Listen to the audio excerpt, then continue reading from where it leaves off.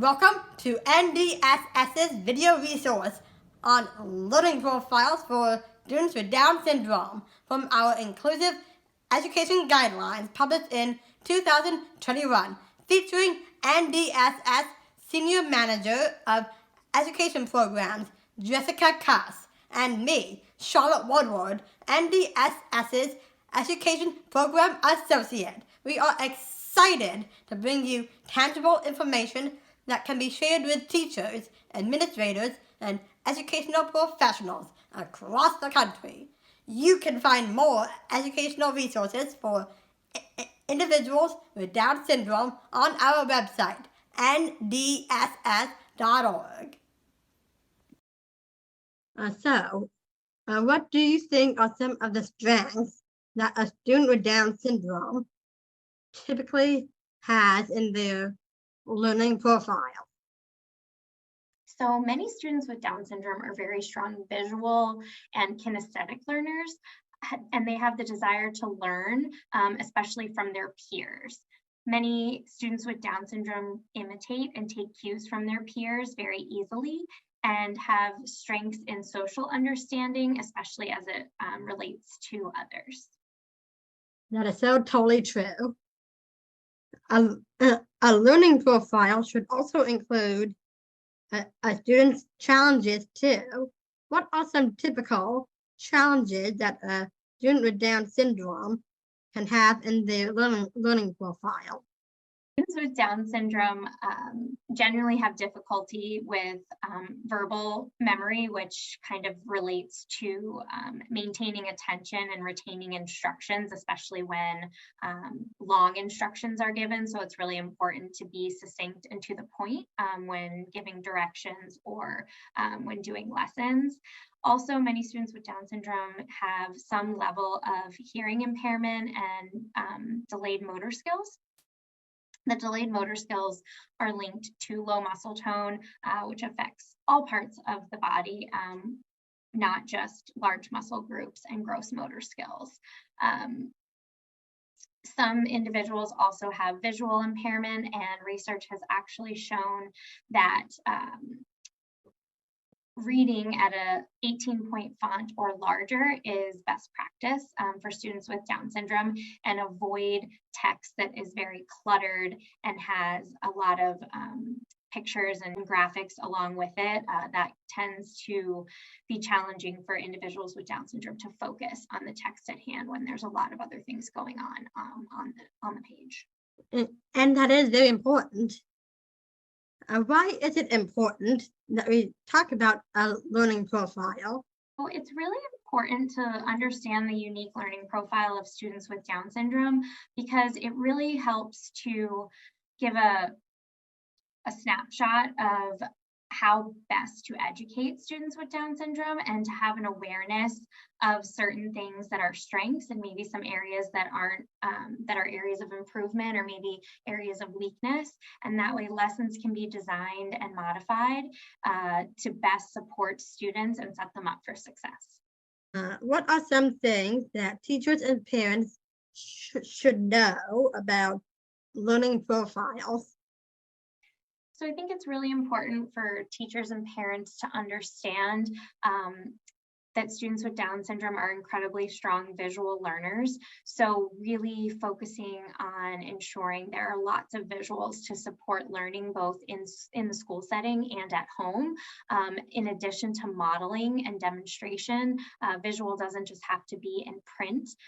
It can be watching others doing things, modeling what others are doing, as well as having those pictures, photos, diagrams, and symbols to help support learning and reinforce content area topics depending on the subject area that might be being discussed at school.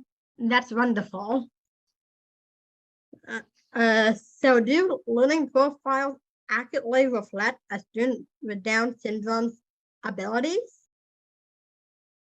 So every student, even students with Down syndrome, are individuals and unique in their own way. However, the learning profile of students with Down syndrome has been heavily researched by Dr. Sue Buckley from Down Syndrome Education International to really show that a lot of individuals with Down syndrome have some, not necessarily all, of these characteristics within the learning profile.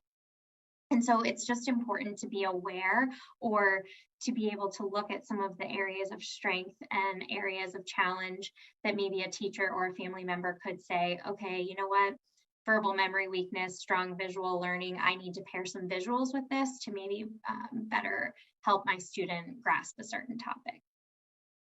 How can an IEP team talk about a student with Down syndrome's learning profile so as not to influence it with bias?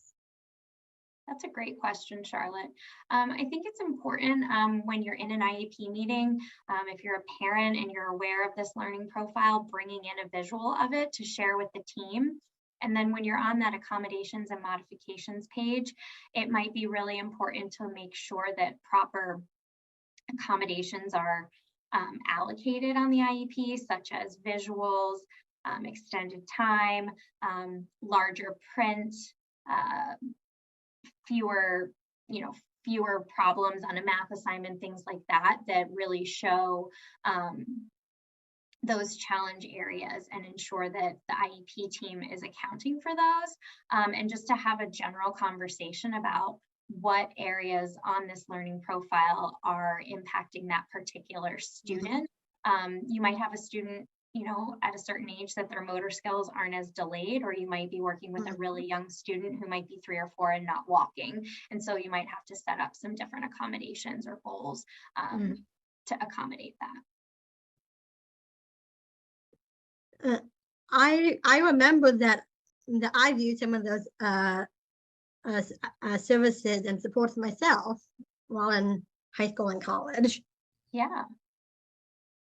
So how can a learning profile help when determining supports and services? So I think that kind of goes along with the previous question about how can IEP teams help, but with the speech and language delays, I think that really highlights the fact that there might be a need for a related service or private or extended speech services, as well as if the child has a hearing impairment or hearing loss, it might be a situation where an accommodation is that student needs to be seated towards the front of the classroom or always be in close proximity of the teacher. It doesn't necessarily have to be a student who is deaf and needs hearing aids, but more so if there's a small bit of hearing loss or something like that, the accommodation of having a seat in close proximity to the teacher could be helpful. In addition, with the delayed motor skills, it might be reduced pencil paper task because it's tiring to be having to, write constantly with low muscle tone and delays in those fine motor skills. So perhaps there are different ways that a student can show they've mastered a skill or that they're making progress rather than pencil and paper. I think too, maybe focusing on younger students, at the elementary level where they might need a different way to show what they're able to do if writing is not something that they've been able to focus on at that point in their school career.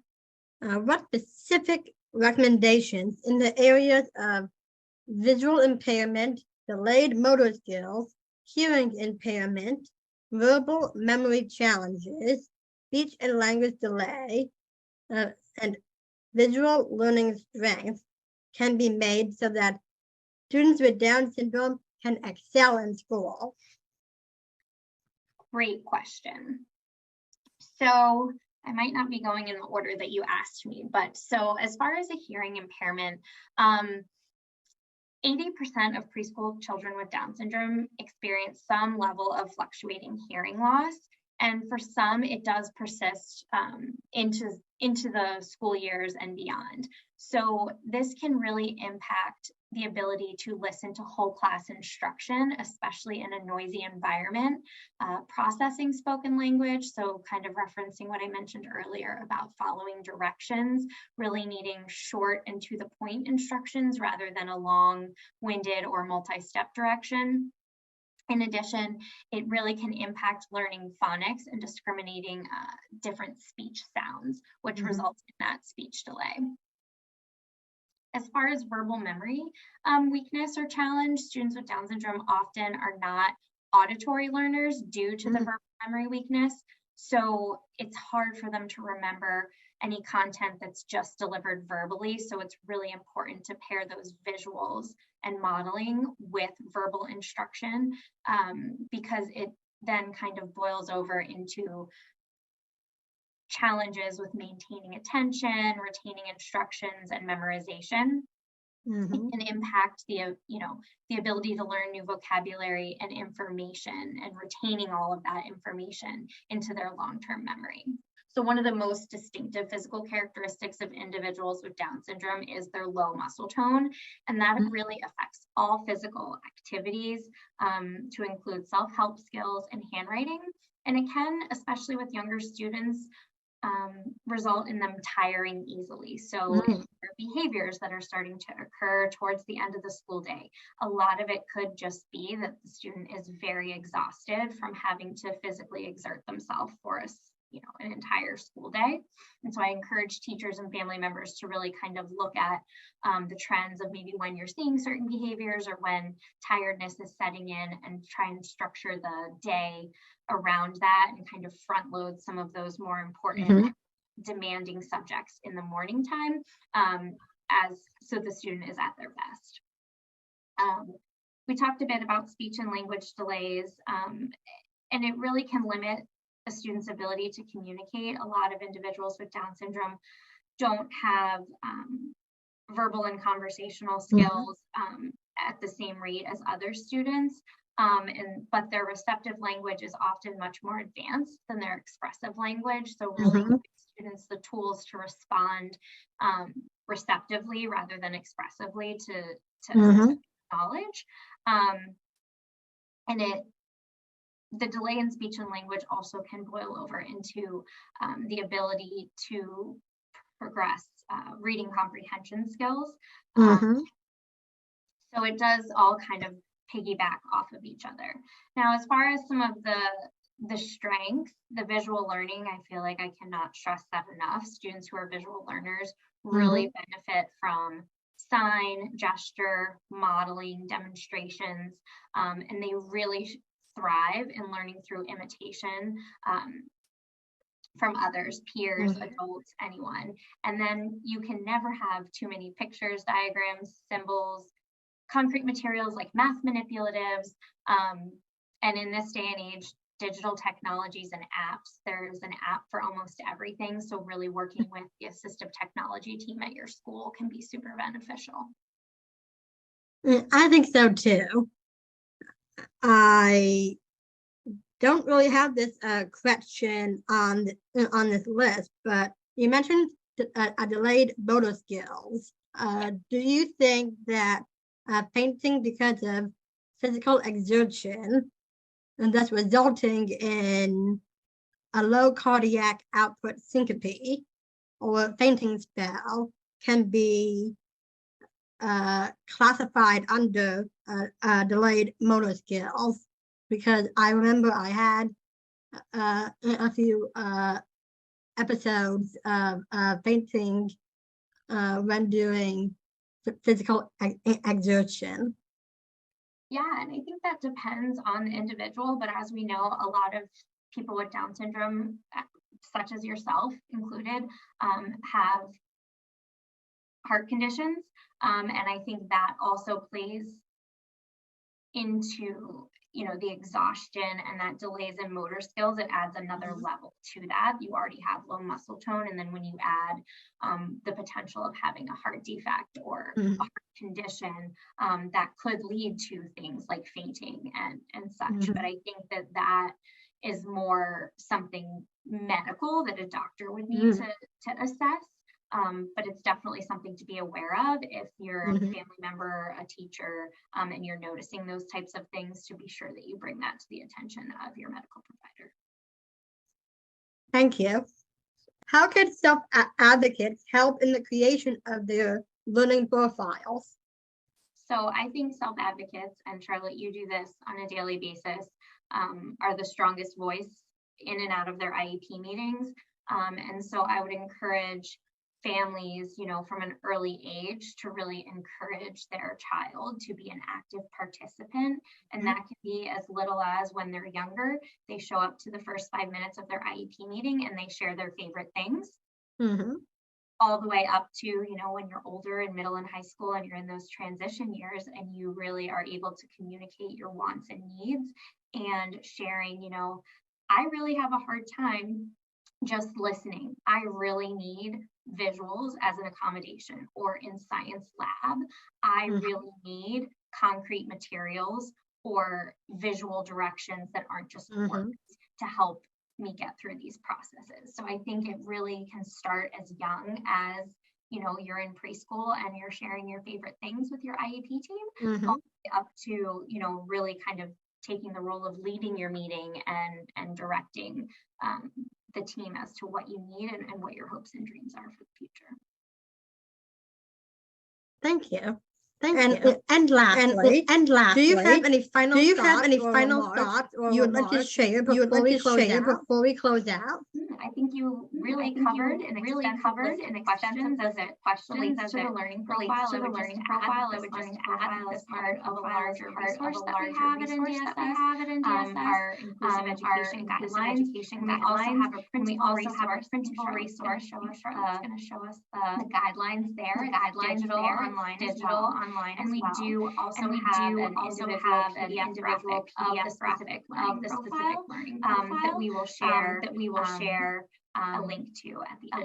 So we appreciate you taking the time to learn about the learning profile. Thank you, Jess. So that concludes this interview. Stay tuned for more educational